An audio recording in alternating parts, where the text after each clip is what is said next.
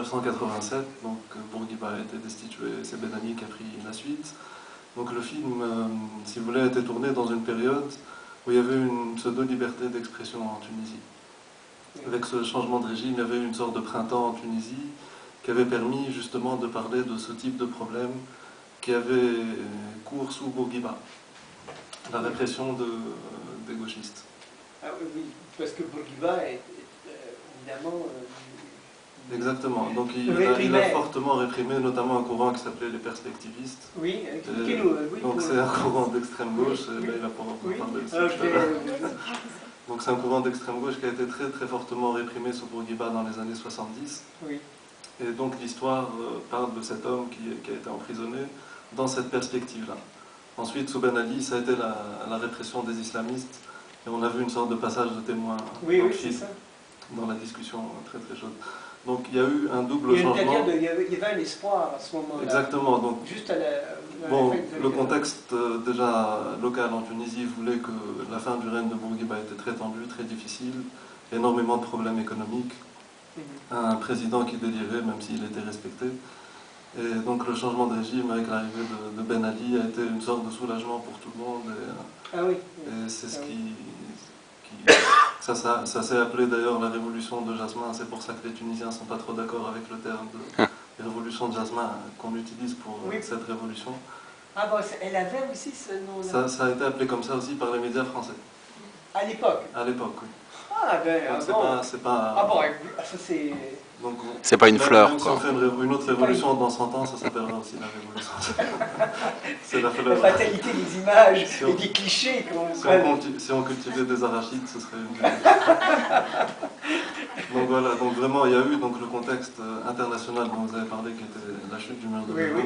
Mais en Tunisie, le contexte était la chute du régime de Bourguiba et l'arrivée d'un régime que tout le monde pensait... Mais est-ce qu'à l'époque, Ben Ali était porté par un mouvement, disons, démocrate, entre guillemets?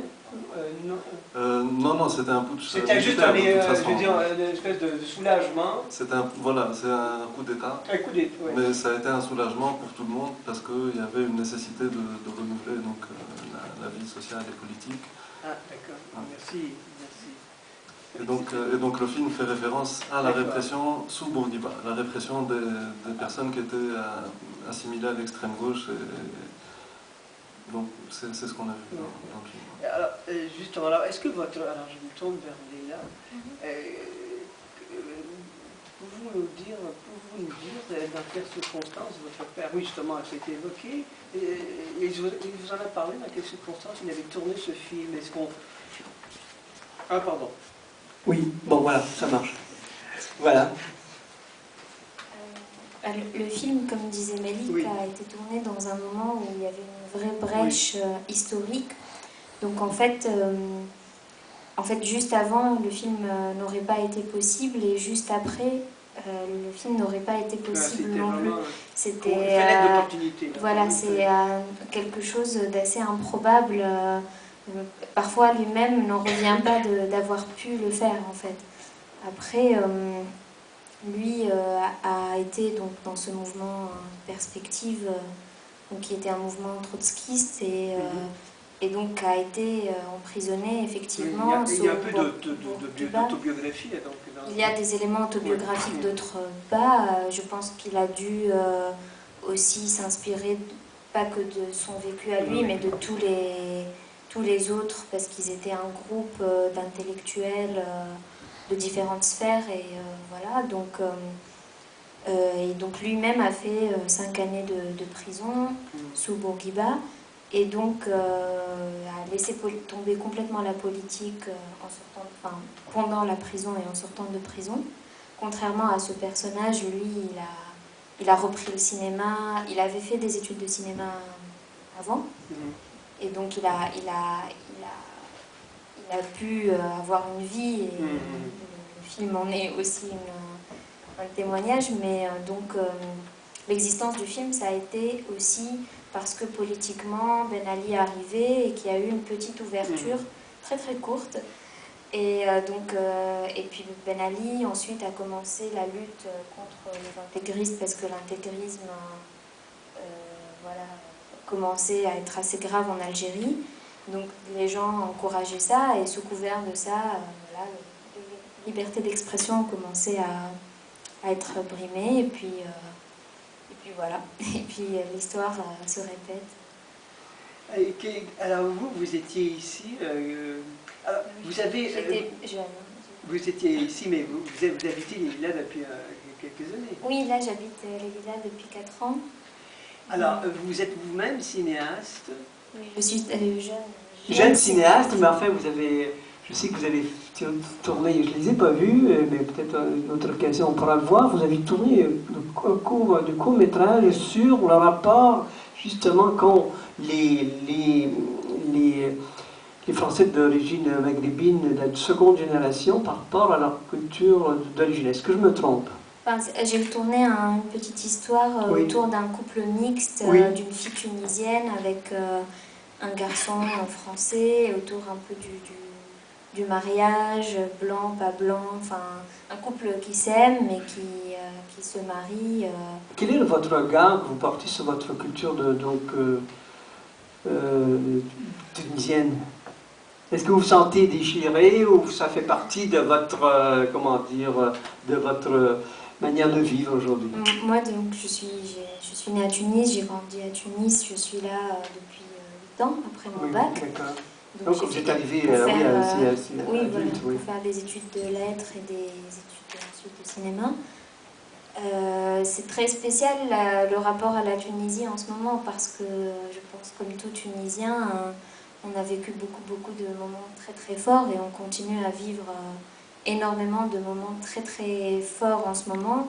Et le bon, l'inattendu depuis le début de la Révolution, mais aussi des choses moins optimistes parfois. Donc honnêtement, en ce moment, ça dépend des événements, des jours, c'est un peu difficile. C'est vrai que on a envie d'être là-bas, en même temps, on ne sait pas où est-ce qu'il faut être. C'est compliqué, hein. C'est passionnant, c'est très intense en ce moment. Je pense que ça vous a surpris ces événements? Est-ce que vous en attendiez? Ben oui, c'était quand même... Enfin oui, moi personnellement, je pense que... Peut-être on sentait que le régime était sur sa fin, que l'avenir était très incertain, qu'on ne savait pas vraiment ce qui pouvait se passer les prochaines années. Mais une révolution de cette envergure, à cette vitesse-là, le départ de Ben Ali, moi personnellement, je ne m'y attendais pas. Une fois que ça a été enclenché, oui. Mais en novembre, j'aurais pas dit Ben Ali part dans 2 mois. On aurait pu se dire bon, il va peut-être mourir et puis avec une énigme, que va-t-il se passer s'il meurt? Mais une révolution populaire comme ça. Et vous avez été surpris? Alors, surpris par la rapidité. Oui, la rapidité. Mais on sentait depuis un certain nombre d'années que la marmite bouillait en fait. On sentait une montée d'agressivité, de ras-le-bol. Bon, sincèrement, je pense qu'il n'y avait pas d'autre solution pour la chute de ce régime. Donc c'était très surprenant que ça arrive. Personne ne s'attendait à un tel soulèvement populaire et surtout à une telle rapidité dans la chute d'un régime qui paraissait très solide. On a dit souvent que c'était... on dit souvent que la Tunisie est le pays le plus moderne du Maghreb, du Moyen-Orient, parce qu'il cumule à la fois un très haut taux de scolarisation et aussi un taux de fécondité relativement bas. Et entre autres, c'est une des conséquences qui fait qu'en sorte que... Alors, qu'est-ce que vous en pensez? Alors, déjà, il y a une tradition moderniste très ancienne en Tunisie. Il y a des penseurs déjà depuis le début du XXe siècle qui avaient fait des écrits assez émancipés par rapport à l'époque. Donc c'est une tradition qui est, disons, inhérente presque à la culture tunisienne, la modernité. Et ça a été ensuite avalisé par des décisions politiques de Bourguiba qui ont facilité justement la mise en place d'une société moderne, même si les mentalités évoluent toujours moins vite que les lois. Mais disons qu'il y a certaines mesures qui ont été prises, notamment après l'indépendance, qui étaient révolutionnaires aussi pour l'époque, notamment tout ce qui concerne l'émancipation de la femme, le code du statut personnel, etc. Des choses qui ont été décidées avant beaucoup de pays européens, dont la France, en ce qui concerne l'IVG par exemple. Et bon, c'est une terre de toutes les manières qui était au confluent de plusieurs cultures, qui a été mélangée avec beaucoup d'autres civilisations. Et donc il y a une tradition de tolérance et de modernité qui est ancienne et qui est encore prouvée avec la modernité dans la révolution. Personne n'a fait une révolution sur Twitter ou Facebook avant. Oui, c'est donc vrai. il y a une modernité. Bon, c'est aussi un motif de fierté pour tous les Tunisiens d'être à l'avant-garde dans beaucoup de choses. Enfin, on a beaucoup d'aspects orientaux, on a aussi des aspects méditerranéens surtout. Donc la Tunisie est un vrai pays méditerranéen, comme ceux de la rive nord, presque. Oui, à beaucoup d'égards. Et justement, alors vous avez grandi à Balik aussi, oui, mais vous, comme en tant que jeune femme, vous avez le fait que Bourguiba est libéré, on a vu cette photo, cette image où il dévoile une femme, et c'est très émouvant parce qu'il le fait vraiment avec beaucoup de Il était affectueux, oui, les oui. gens le considéraient comme leur père aussi. Oui. Alors, cet héritage-là, bon, il a été quelque peu, comment dire, bafoué par Ben Ali qui a fait une captation, il a fait une OPA sur le pays. Vous, comme jeune tunisienne vivant à l'époque, enfin bon, vous êtes ici en France depuis 8 ans, mais vous le perceviez là. La modernité. Oui.